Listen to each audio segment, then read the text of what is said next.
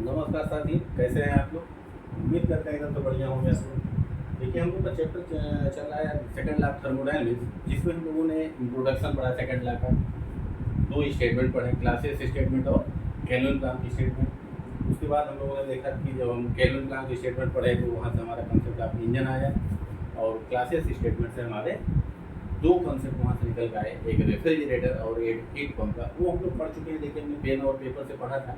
अगर आपको दिक्कत होगी तो हम एक आगे सेपरेट वीडियो बना लेंगे, क्योंकि बहुत इंपॉर्टेंट है, इसलिए बना लेंगे, ठीक है। फिलहाल आज का टॉपिक है हमारा very very important, Karnad cycle, ठीक है। कर्नाड साइकिल जो है सेकेंड लॉ में बहुत ज़्यादा एप्लीकेशन है इसका। कर्नाड साइकिल को अपने आप में एक बहुत फेमस, बहुत ही इंपॉर्टेंट साइकिल है। क्वेश्चन आने ही इसी को बेस बना करके क्वेश्चन बनाए जाते हैं, ठीक है। तो देखिए, अब कर्नाड साइकिल होती क्या है, कर्नाड साइकिल पढ़ेंगे, कर्नाड थ्योरम पढ़ेंगे, तो मिला करके बहुत ही मज़ा आएगा। देखिए यहाँ पर कर्नाड स्टेटमेंट लिख लेते हैं। Karnad cycle is a reversible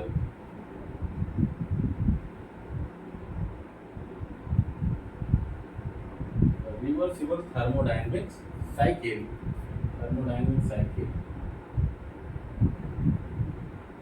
which consist of four reversible process। मतलब कहने का ये है, कर्नाड साइकिल एक रिवर्सिबल थर्मोडायनेमिक साइकिल है, जिसमें कितने प्रोसेस कंसिडर किए जा रहे हैं, कितने कंसिडर किए जा रहे हैं, 4 reversible process which consist of 4 reversible process. कितने? 4 रिवर्सिबल प्रोसेस। और ये हमारे रिवर्सिबल प्रोसेस कौन है? एंटीज, लिखने की कोई जरूरत नहीं है, आप समझ लीजिए। एंटीज reversible process are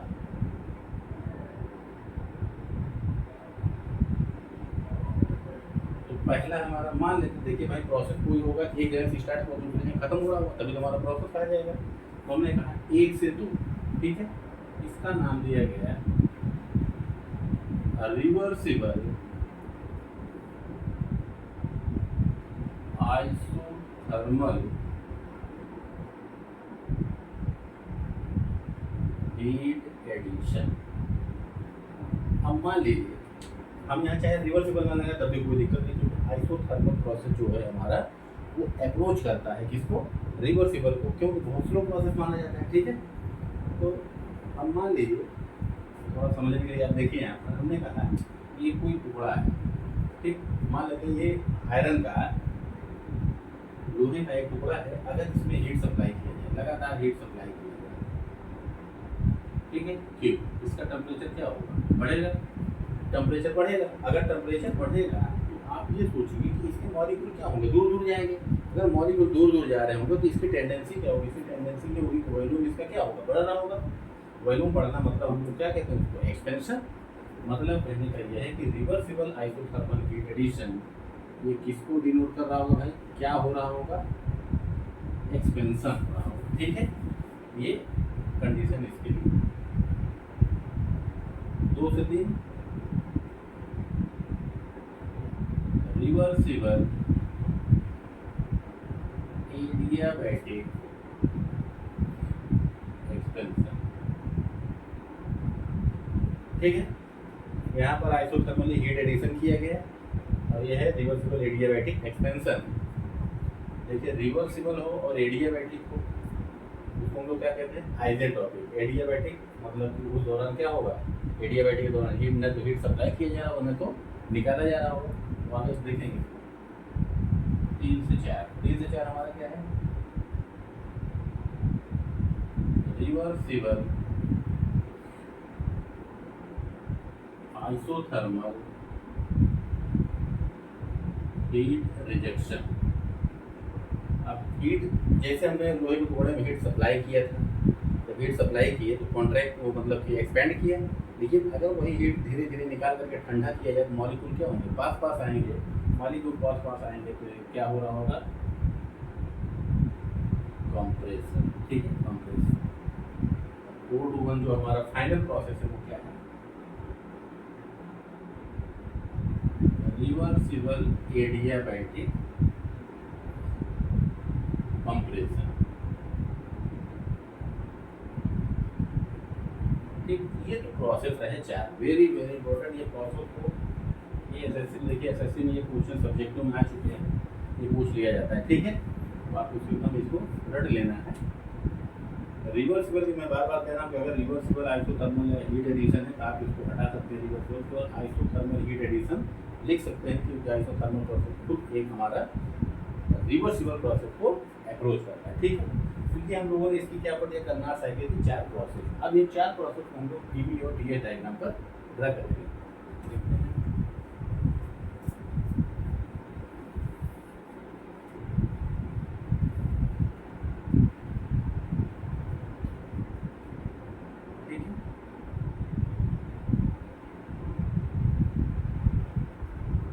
PV diagram देखिए, आइसोथर्मल हीट एडिशन तो वो क्या है, एक्सपेंशन। एक्सपेंशन अगर हो रहा होगा तो वॉल्यूम क्या हो रहा होगा, बढ़ रहा होगा। लेकिन आइसोथर्मल टाइप का है तो देखिए, आइसोथर्मल और एडियाबैटिक के हम लोग स्लोप पढ़े थे, और स्लोप ऐसे लिखते हैं, स्लोप टी, मतलब समझ जाएंगे कि टेम्परेचर क्या है, कांस्टेंट। टेम्परेचर कांस्टेंट होगा तो हमारा प्रोसेस कैसा हो जाएगा, आइसोथर्मल प्रोसेस। ये क्या था, -dP/dV। और एडियाबैटिक के लिए क्या आया था भाई, एडियाबैटिक Q बराबर 0 हो जाएगा, यहाँ था तो गामा टाइम्स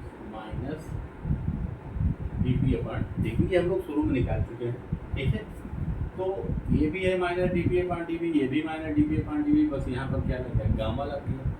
गामा मतलब, और गामा का मान आप देखिए, गामा का मान क्या होता है, कुछ एयर ले लिया 1.4, 1.4, 1.5, तो कुछ भी हो सकता है, ये मतलब 1 से ज़्यादा ही होगा। गामा का मान आदमी ग्रेटर देन 1, ठीक है। अगर 1 से ज़्यादा है तो ये किसका स्लोप ज़्यादा होगा, एडियाबैटिक का कि आइसोथर्मल का। एडियाबैटिक का स्लोप क्या हो जाएगा, ज़्यादा हो जाएगा, ठीक है, क्योंकि गामा गुना है। तो यहाँ जब हम बनाएंगे तो हम लोग देखेंगे स्लोप होगा, ठीक है। आइसोथर्मल प्रोसेस हम लोग पढ़े हैं, आइसोथर्मल हमारा कैसे होता है, ठीक। ये अभी हम लिखेंगे 1 से 2, 2 से 3, 3 से 4 लिख लेंगे। मान लेते हैं ये हमारा प्रोसेस जो कंप्लीट हुआ क्या है, आइसोथर्मल एक्सपेंशन या हीट एडिशन। यहाँ पर QS हीट एडिशन किया गया, ठीक। अब देखिए, आप यहाँ बताइए किसका स्लोप ज़्यादा है, इस वाले कर्व का कि इस वाले कर्व का। स्लोप इसका ज़्यादा है। अगर देखिए हम अब यहाँ मिला देंगे, अगर टेंजेंट ऐसे हम ड्रा करें, ये इतना कोण बन रहा होगा। अगर इस पर ड्रा करेंगे तो ये जा करके यहाँ बनाएगा, देखिए ये ज़्यादा उठी, ये कम उठी, तो कुल मिला करके एडियाबैटिक का स्लोप यहाँ से क्या आ रहा है, ज़्यादा आ रहा है, नहीं आ रहा है। वो हम लोग ऊपर भी वहाँ पर देख रहे हैं कि एडियाबैटिक का स्लोप गामा गुना ज़्यादा है आइसोथर्मल, ठीक है। तो ये रहा हमारा क्या, 2, और इधर मान लेते हैं 1 से 2 आइसोथर्मल हीट एडिशन, 2 से 3 रिवर्सिबल एडियाबैटिक एक्सपेंशन। इसमें भी आयतन क्या हो रहा है, बढ़ रहा है। अब 3 से 4 क्या है, ये आ गए हम 3 से 4 हमारा क्या था, आइसोथर्मल हीट रिजेक्शन। अब हीट रिजेक्शन मतलब कांस्टेंट टेम्परेचर पर हीट निकाला जा रहा है, हीट निकाला जा रहा है, स्लोप तो ऐसे ही होगा, ठीक है।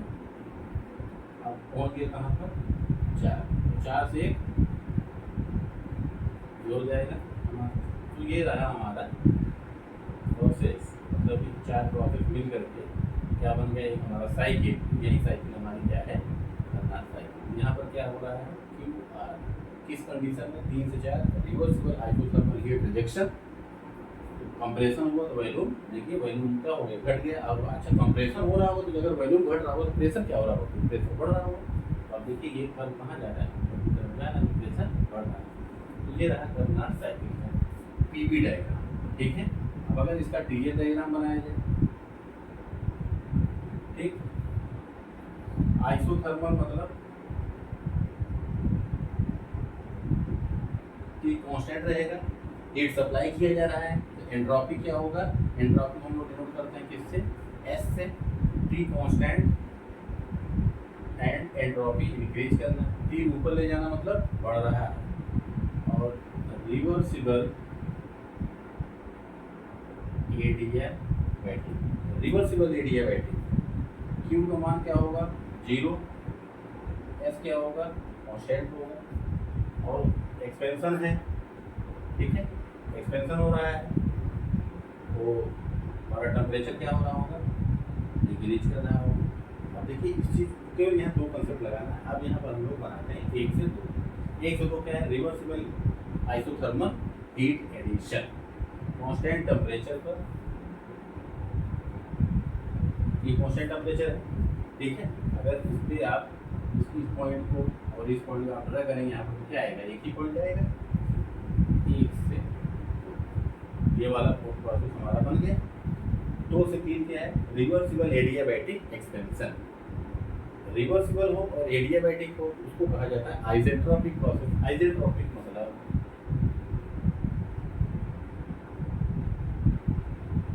मतलब कि एंट्रोपी कांस्टेंट हो उसको आइसेंट्रोपिक कहते हैं, ठीक है। एंथैल्पी कांस्टेंट हो तो आइसेंथैल्पिक कहते हैं। 2 से 3 हम कहाँ आएंगे, नीचे आ रहे हैं क्योंकि एक्सपेंशन हो रहा है, एक्सपेंशन हो रहा है तो टेम्परेचर डिक्रीज कर रहा होगा, लेकिन एंट्रोपी क्या होगी इस समय कांस्टेंट। हम लोग कहाँ आ गए 3 पॉइंट पर। अब देखिए 2 और 3 ये पॉइंट और ये पॉइंट, अगर हम यहाँ पर पॉइंट को ड्रा करें तो क्या मिलेगा हमको, एक पॉइंट और 2 और 3 कहाँ आएंगे, यहीं पर है 2 बराबर 3, मतलब जो एंट्रोपी 2 की होगी वही एंट्रोपी 3 की होगी, इसलिए कांस्टेंट रहा, ठीक है।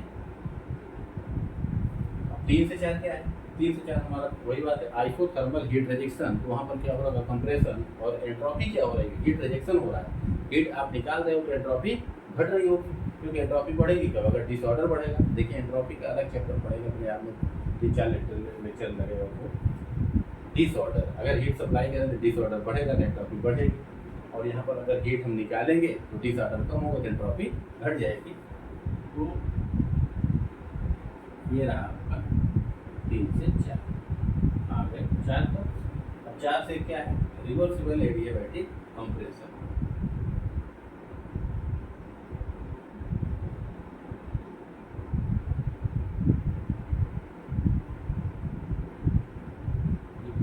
ठीक, ये कर्नाड साइकिल का पीवी और TS diagram very very important. इसके आधार पर भी हम लोग देखिएगा सवाल निकालेंगे। ये हमारा क्या होगा, टी है ऊपर है तो टी है, ये क्या होगा टी लोअर, ठीक है। इसके आधार पर भी देखिए इफिशिएंसी ऊपर आधार पर क्वेश्चन है, जैसे आएगा इसका टेम्परेचर दिया है तो पूछ लेता है कि जो साइकिल इफिशिएंसी कितनी आएगी, ठीक है। तो ये रहा हमारा Karnad cycle, very very important. इसी के आगे हम लोग कंटिन्यू करेंगे कर्नाड थ्योरम, ठीक। ये आपको समझ में आ गया।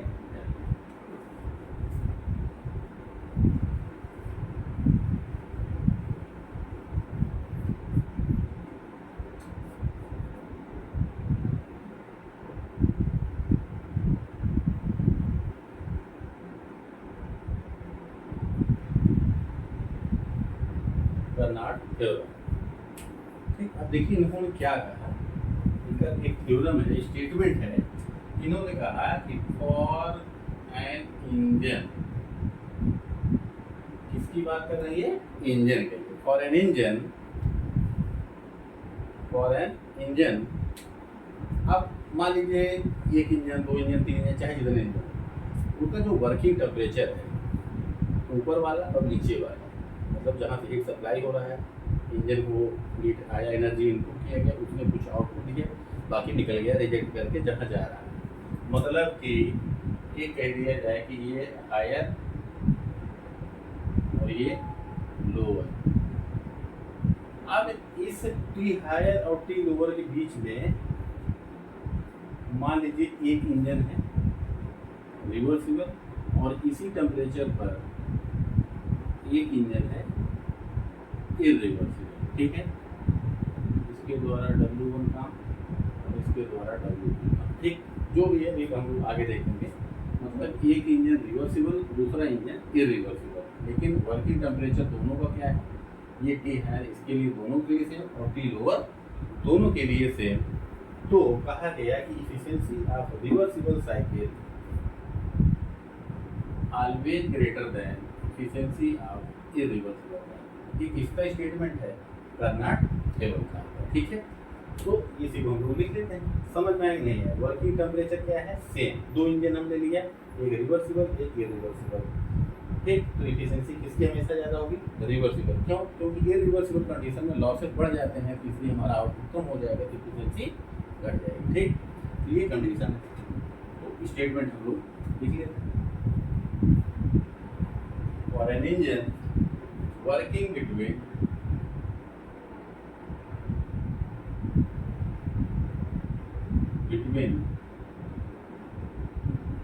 same temperature limit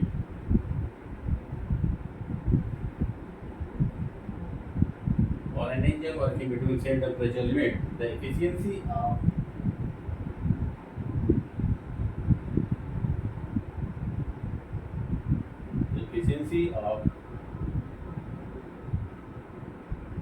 the reversible cycle will always greater than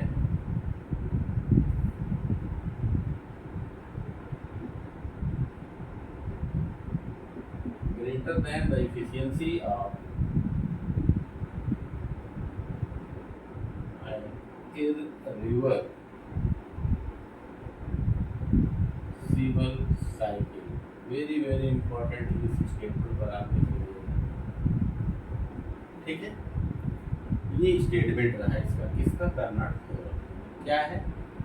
दो इंजन है, एक रिवर्सिबल है एक इरिवर्सिबल है, लेकिन वर्किंग टेम्परेचर दोनों का क्या है? दोनों के लिए टी हायर एक, दोनों के लिए टी लोअर एक। मान लीजिए टी हायर अगर टी लोअर कंफ्यूजन हो रहा है, हमने कहा कि 327 डिग्री टेम्परेचर हायर है और 127 डिग्री लोअर टेम्परेचर। तो ये चाहे रिवर्सिबल हो चाहे इरिवर्सिबल हो, दोनों के लिए 327 ऊपर वाले 127 नीचे वाला, वो उस कंडीशन में जो एफिशिएंसी होगी रिवर्सिबल साइकिल की हमेशा ज़्यादा होगी किससे? Irreversible cycle.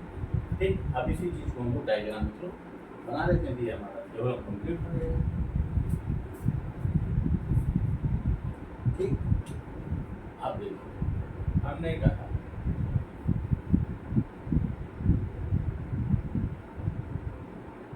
इसको कहा सोर्स। सोर्स की डिफिनीशन हम पढ़ चुके हैं, फिर एक बार वीडियो बना देंगे तो और ज़्यादा क्लियर हो जाएगा।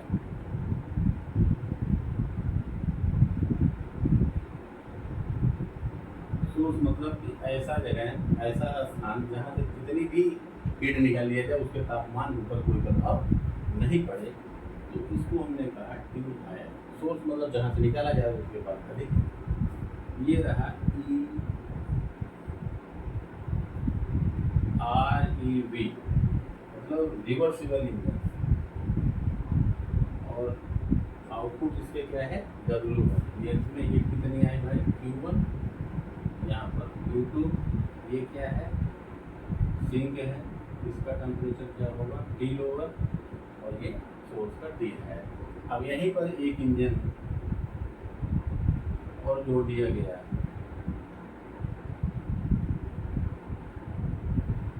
थोड़ा सा बड़ा, इरिवर्सिबल। ठीक, ये भी कितना लेगा? Q1। इधर ये सप्लाई कुछ अलग होगा इसका, Q3। तो आउटपुट हमने कहा। ठीक, ये दो इंजन सेम सोर्स और सेम टेम्परेचर के बीच लगाए गए हैं। अकॉर्डिंग टू कर्नाड थ्योरम इन्होंने क्या कहा कि जो रिवर्सिबल इंजन होगा उसकी एफिशिएंसी हमेशा ज़्यादा होगी किससे? इरिवर्सिबल इंजन या इरिवर्सिबल साइकिल से। तो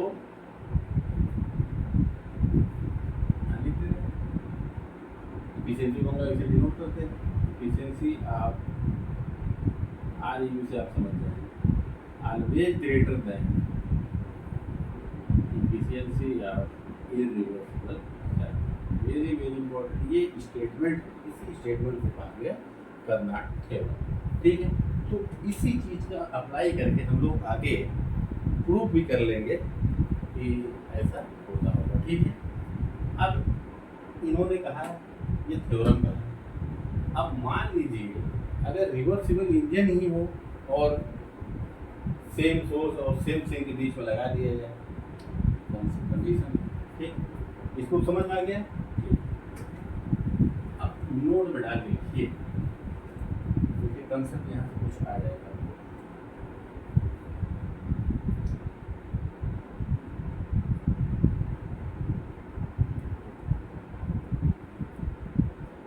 पहला पॉइंट,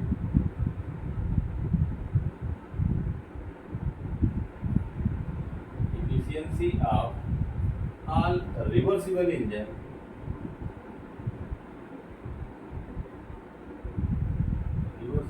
या reversible cycle working between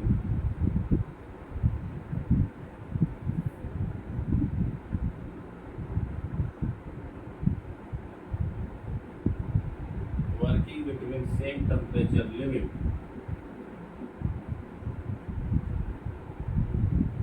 Efficiency of all reversible cycle working between same temperature limits.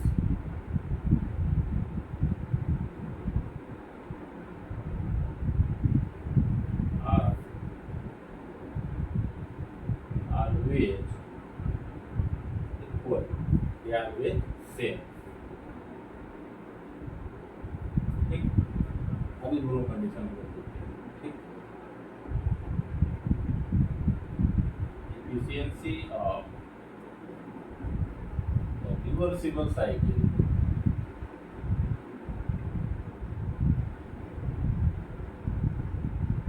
does not depend on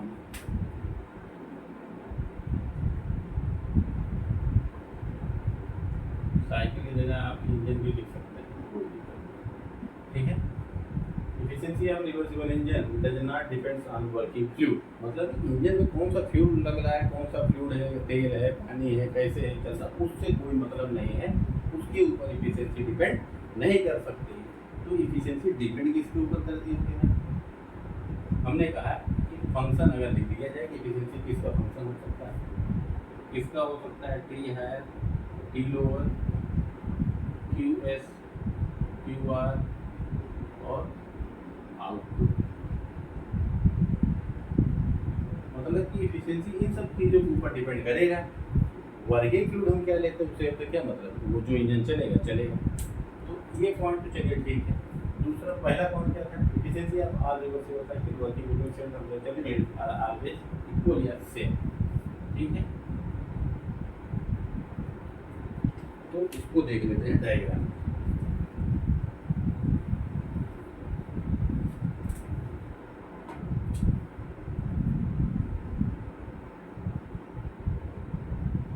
ठीक है,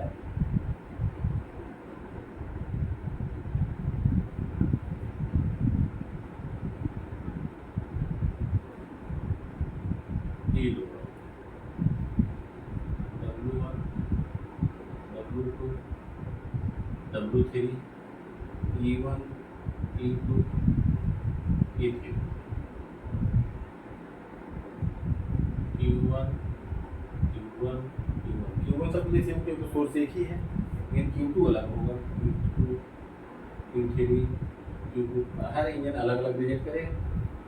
लेकिन एफिशिएंसी जब निकालेंगे यहाँ पर, आप देखिए सोर्स और सिंक का तापमान क्या है, सेम है, तो एफिशिएंसी E1 बराबर E2 बराबर E3। ठीक, ये लेकिन कंडीशन क्या है, ये इंजन सारे कैसे होने चाहिए, रिवर्सिबल होने चाहिए। ठीक है, रिवर्सिबल होगा तब जाकर के ये कंडीशन हमारी सेटिस्फाई करेगी और ऐसे ऑब्जेक्टिव क्वेश्चन आ सकता है। ठीक है, तो ये रहा कर्नाट। नेक्स्ट हम लोग स्टार्ट करेंगे application of Karnat cycle, very very important.